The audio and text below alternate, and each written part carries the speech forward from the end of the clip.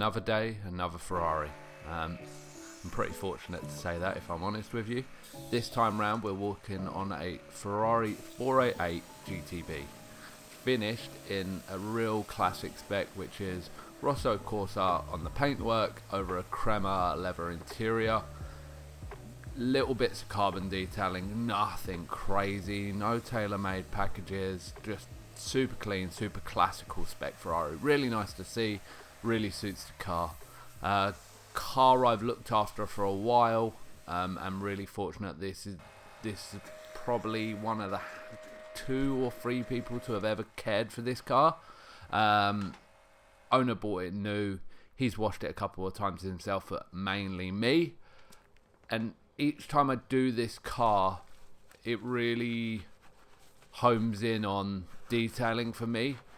Cleaning a dirty car is great because you get satisfaction of the massive drastic changes, but if you clean a clean car, you understand detailing in a different way, I believe. Every time I clean this car, I come up with a new way of getting in somewhere, or doing something different, or adapting a tool to get somewhere. For me, a big pursuit on these Ferraris is cleaning, as sad as this sounds, the inside of the brake caliper and the back of the brake caliper. Normally everyone's just there with a brush, as you see me doing here, with a face brush, just cleaning the face of it. Actually, to be able to get inside it, so the returns on the tops and the bottoms is a big thing, trying to keep them clean. If you drive a car with carbon ceramic brakes, the only reason you get squeaking is because of dirty brakes. So trying to keep brakes on cars like this is mega important. So like I say, really nerdy on the detailing front, but cars like this allow me to kind of hone my skills in again and just get back to doing what I love. Granted, you do dirty cars, I love that too. And every now and again I have to get my fix, but geez, I love cleaning clean cars.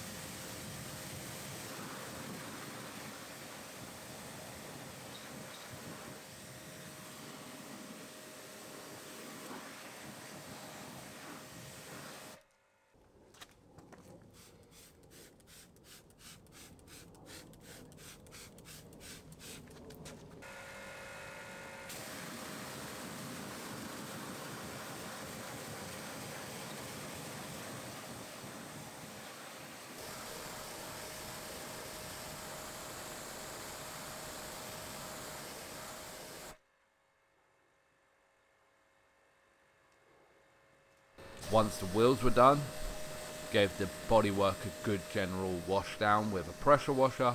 Pressure washer of choice for me is a Kranzel K10. Need to service it, and I've got a real want for a TST variant. I've had my Kranzel for probably coming on 7 years now, and I just want to upgrade it to a total stop. But it's hard to justify the cost of that when your current machine is fine and working and it's a luxury. So we'll come to that down the line. Let's talk about shampoos for a minute. For the longest time I always get stuck on shampoos. I'll have a shampoo and I'll use that shampoo for 12 to 18 months, and then I'll go, maybe I should vary it up, and sometimes I do, sometimes I don't. What am I on at the moment? StjarnaGloss Matter. Now you have to forgive me here because actually my foam gun was on the way out, and normally this thing foams like crazy as a shampoo. But what I'm essentially doing here is laying a layer of matter down on the paintwork prior to washing to add extra lubrication. Lubrication is the key when you're washing or drying a car. I cannot stress that enough on the drying part. Matter is an interesting shampoo. So as you'll know if you've watched the Porsche Carrera GT video, Jack from StjarnaGloss I know quite well. We've worked together a lot in the past. I'll link that video up the top now. But also we've done series with Top Gear together and things like that. We've got a great relationship, I'd like to think. And when he started StjarnaGloss, there was 2 shampoos that come out. One was Bubble, one was Matter. Now Bubble was your traditional wash and wax. Slick, glossy, adds a little bit of protection and leaves a little bit behind, this and that. And for most people, that's what they want. For myself, I want a thick, suds, well lubricated, no nonsense shampoo that will wash a car well, give me great lubricity, but doesn't leave anything behind. Matter itself was designed for matte paintwork, meaning it was designed not to leave anything behind, like the gloss enhancers and things like that.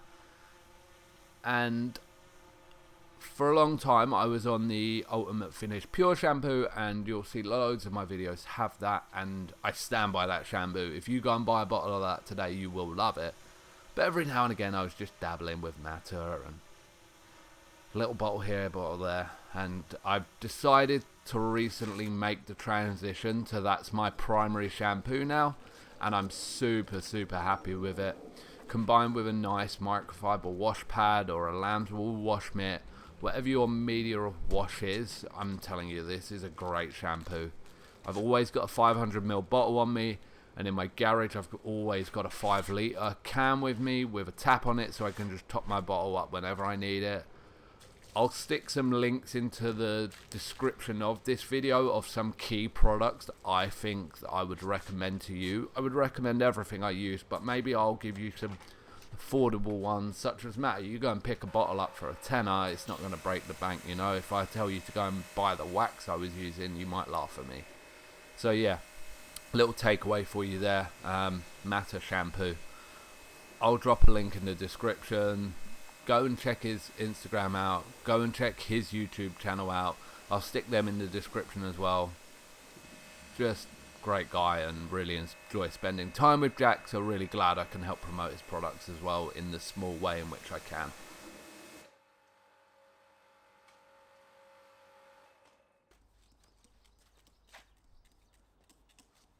And as I mentioned earlier, for me, lubricity is key. You've seen me do it when we wash the car. Oh, it's so easy to lubricate when you wash a car because you're using shampoo. I get it. Now, most people actually scratch a car when they're drying it.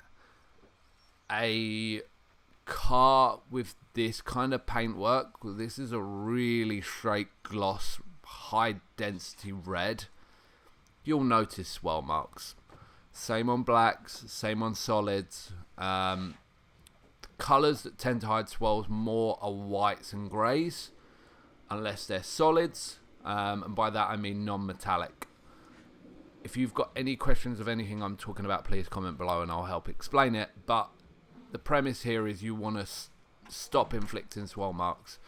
Here you can see I'm using the Microfiber Madness drying towel. It's kind of a dual pile twist loop drying towel, super absorbent. But wherever I've cleaned and dried on the bodywork, I've laid down a very fine mist of detail spray as well. Going to help with my balance of the water and the pH. To get nerdy, it's going to really balance the water out for me. But also it adds lubricity when drying. So another little takeaway for you there. Kind of playing with a new detail spray that doesn't get talked about much, that's been on the market for a while, but I'm really digging it at the moment, so maybe in the next video I'll feature that. Once we're towel dried, come through with the blower. Could I have blown this whole car? Absolutely.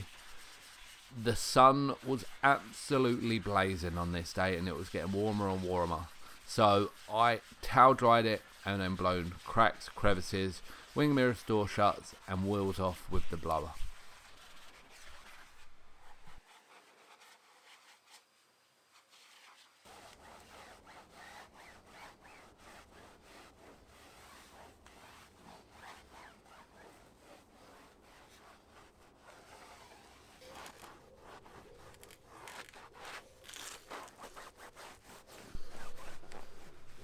Now, with the tyres dressed and looking factory fresh and no more, it was on to the good stuff.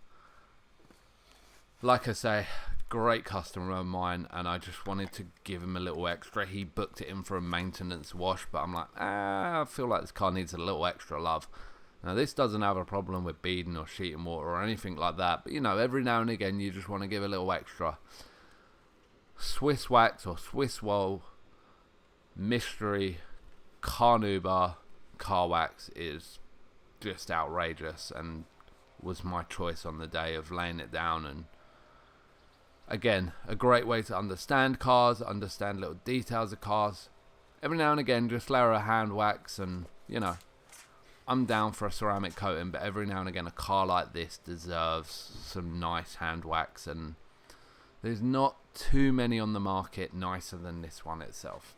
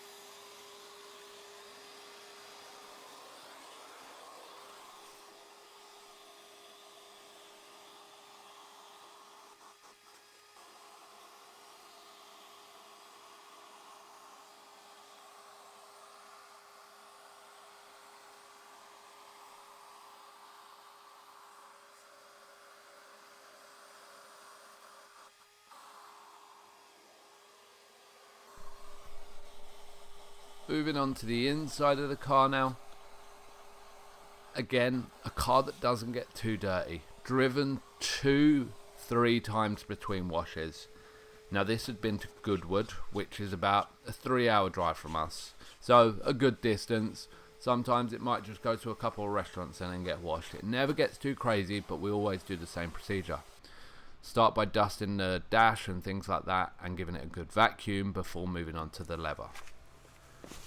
Now, I've just flashed up on screen a new leather cleaner that you wouldn't have seen me use before, and that is Geist. I believe that's how you pronounce it anyway.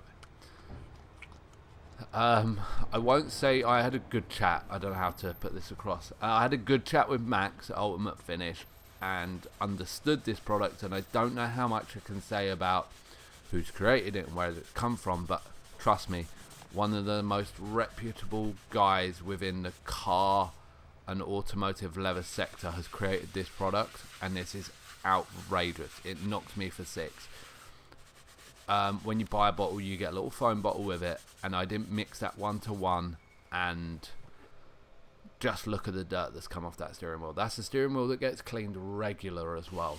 Outrageous. So, because I was so excited about using it, I might have gone overboard. I did the steering wheel, I did the dashboard, I did the seats, I did the underside of the dashboard, and I did the door. Anything that was leather that day, just got done with it, and it rejuvenated it to a different level. So I'm super excited.